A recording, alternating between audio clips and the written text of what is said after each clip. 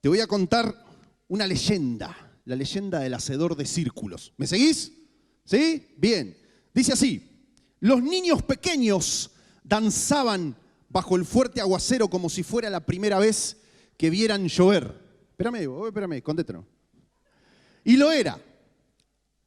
Sus padres levantaban la cabeza, abrían la boca y tomaban de las gotas de lluvia como si se tratara de libaciones, y lo eran. Cuando no ha llovido en más de un año, las gotas de lluvia son como diamantes que caen del cielo. Lo recordarían para siempre como el día en que los relámpagos aplaudieron al Todopoderoso, el día en que saltar por los charcos se convirtió en un acto de alabanza, el día en que nació la leyenda del hacedor de círculos. Corría el siglo I antes de Cristo y una devastadora sequía amenazaba con destruir a toda una generación, la generación anterior a Jesús. El último de los profetas judíos había muerto cerca de 400 años antes. Los milagros eran unos recuerdos tan distantes que parecían falsos y no se escuchaba a Dios por ninguna parte. Pero había un hombre excéntrico, sabio, que vivía fuera de los muros de Jerusalén, que se atrevió a orar de todas maneras. Se llamaba Joni, no Coqui, Joni se llamaba.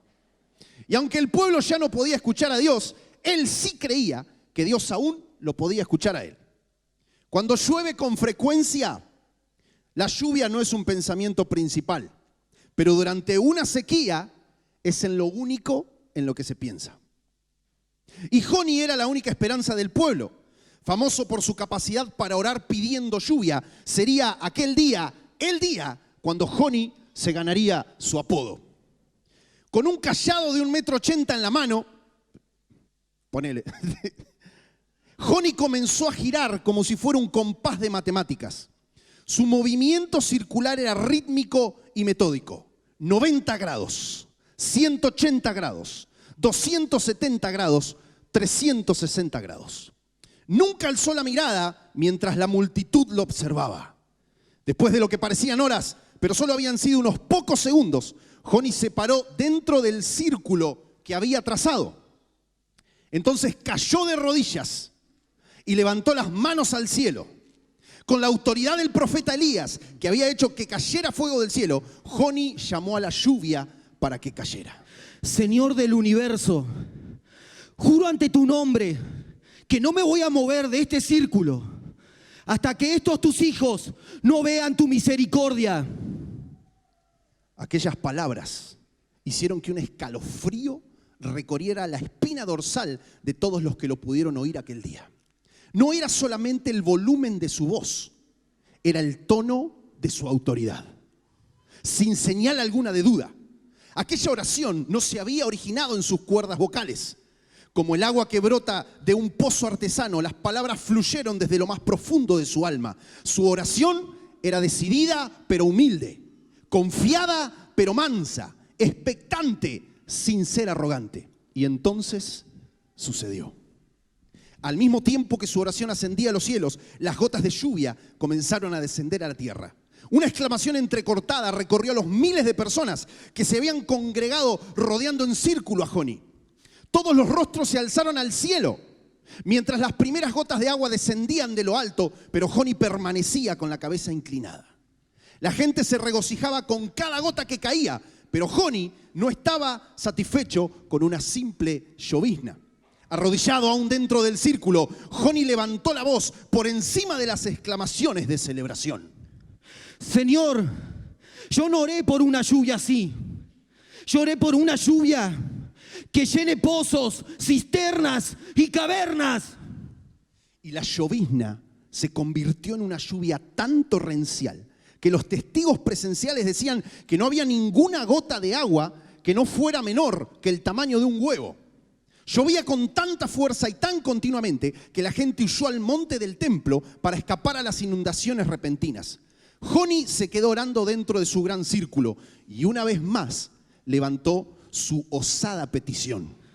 Señor, si yo no oré por una lluvia así, yo oré por una lluvia, Señor, de tu favor, tu bendición y tu misericordia.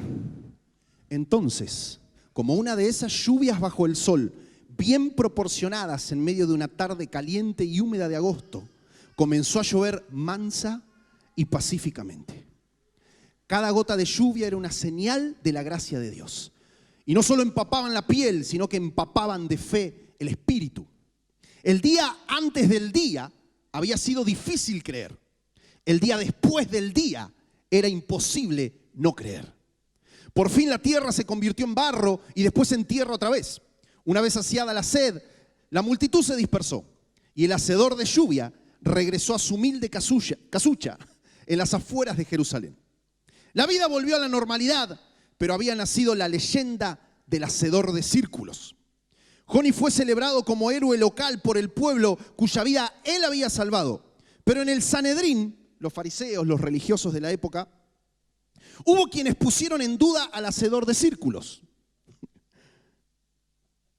Una facción, o sea, una parte del Sanedrín, creía que trazar un círculo y exigir que lloviera era deshonrar a Dios. Tal vez fueron esos mismos miembros del Sanedrín los que criticarían a Jesús por sanarle a un hombre su mano seca un día sábado, una generación más tarde.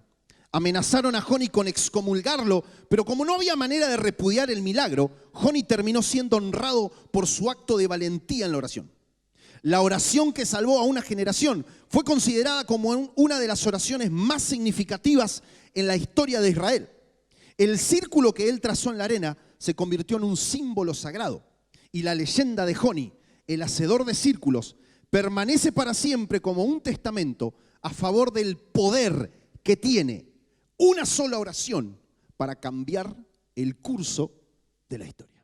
Hoy te quiero hablar de las oraciones que Dios responde.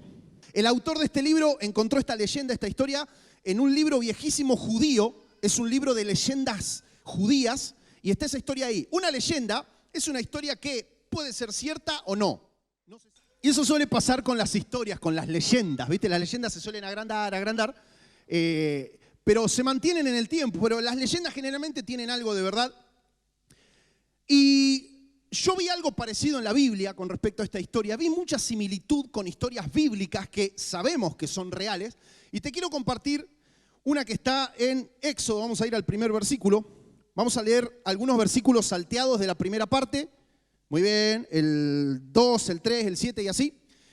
Esta es una charla que está teniendo Moisés con Dios. ¿Sí? El pueblo de Israel se le había remandado, Dios los había liberado, ellos habían hecho un becerro de oro y habían adorado al becerro de oro diciendo, acá está el Dios que nos sacó de Egipto. O sea, tremendo los israelitas. Y entonces Dios se recontraenojó y Moisés estaba hablando con Dios y entonces Moisés estaba enojado con Dios estaba enojado con el pueblo. Una novela tremenda, ¿sí? Entonces están teniendo una charla Moisés con Dios y la Biblia dice así. Enviaré un ángel delante de ti, le dice Dios, para expulsar a los cananeos, los amorreos, los hititas, los fereceos, los heveos y los jebuseos. Suban a la tierra donde fluye la leche y la miel. Sin embargo, yo no los acompañaré, porque son un pueblo terco y rebelde. Si lo hiciera, seguramente los destruiría en el camino. Cuando los israelitas oyeron estas palabras, tan duras, hicieron duelo y dejaron de usar joyas y ropa fina. Vamos al 7. Versículo 7. 6, 7. Moisés tenía la costumbre de armar la carpa de reunión a cierta distancia del campamento y toda persona que quería hacer alguna petición al Señor iba a la carpa de reunión que estaba fuera del campamento. Y ahora vamos al 11. Al 11. Y desde ahí leemos hasta el 18. Dentro de la carpa de reunión el Señor hablaba con Moisés ¿cómo? Cara a cara, como cuando alguien habla con un amigo. Después Moisés regresaba al campamento mientras que su asistente, el joven Josué, hijo de Nun, permanecía en la carpa de reunión. Un día Moisés dijo al Señor, tú me has estado diciendo, lleva a este pueblo a la tierra prometida, pero no me has dicho a quién enviarás conmigo. Me has dicho, yo te conozco por tu nombre y te miro con agrado.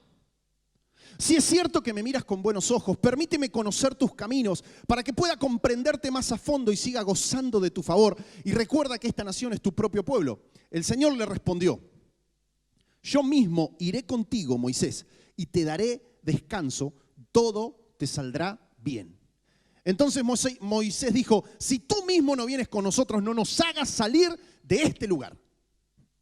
¿Y cómo se sabrá que me miras con agrado a mí y a tu pueblo si no vienes con nosotros? Pues tu presencia con nosotros es la que nos separa a tu pueblo y a mí de todos los demás pueblos de la tierra. El Señor contestó a Moisés: ciertamente haré lo que me pides, porque te miro con agrado y te conozco por tu nombre. Moisés respondió: te suplico que me muestres tu gloriosa presencia. Hasta ahí leemos. Quiero comentarte 3 características fundamentales que tiene que tener una oración para que Dios la responda. ¿Querés que te cuente? Bien, número 1, orar con fe. Vamos a Mateo 21, 22. La palabra del Señor dice así: ustedes pueden orar ¿por qué? Cualquier cosa. ¿Qué es cualquier cosa?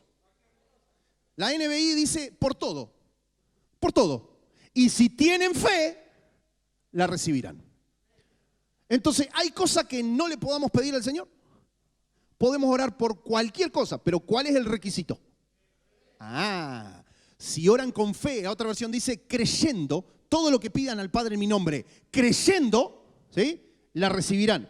Y número 2, la fe necesita ser desarrollada. Como los músculos en un gimnasio, necesitamos poner nuestra fe a prueba. Para que nuestra fe sea incrementada, el Señor nos manda pruebas. Quiero animarte.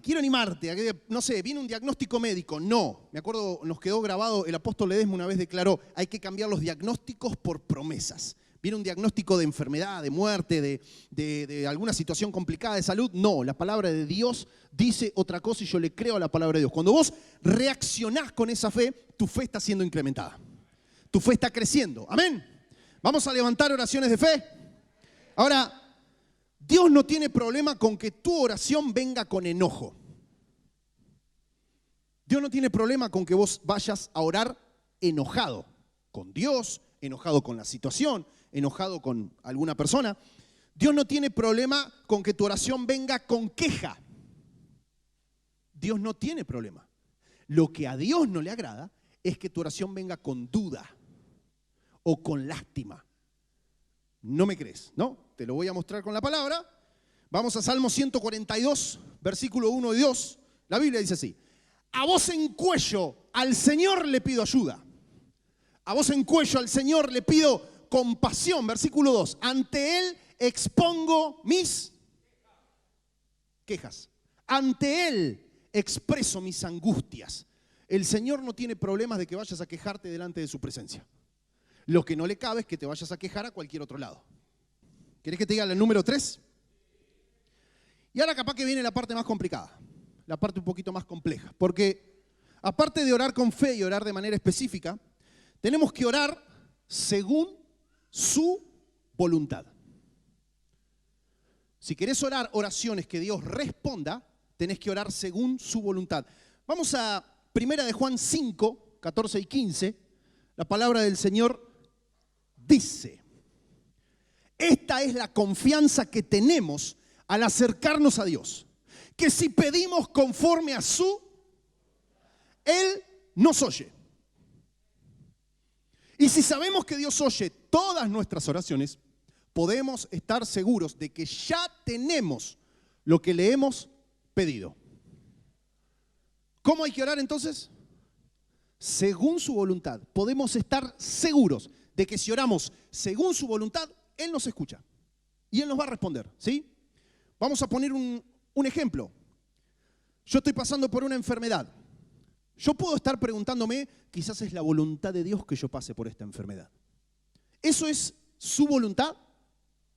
No, no es su voluntad. ¿Dios creó la enfermedad? No, Dios puso al hombre en el huerto del Edén. No había muerte, no había enfermedad. La enfermedad no es la voluntad de Dios. La enfermedad es ilegal en los hijos de Dios. ¿Qué es lo que causa las disputas y las peleas entre ustedes? ¿Acaso no surgen de los malos deseos que combaten en su interior? Desean lo que no tienen, entonces traman y hasta matan para conseguirlo. Envidian lo que otros tienen, pero no pueden obtenerlo, por eso luchan y les hacen la guerra para quitárselo. Hello. Sin embargo, no tienen lo que desean. ¿Por qué? Porque no se lo piden a Dios. Aun cuando se lo piden, tampoco lo reciben porque lo piden con malas intenciones. Desean solamente lo que les dará placer.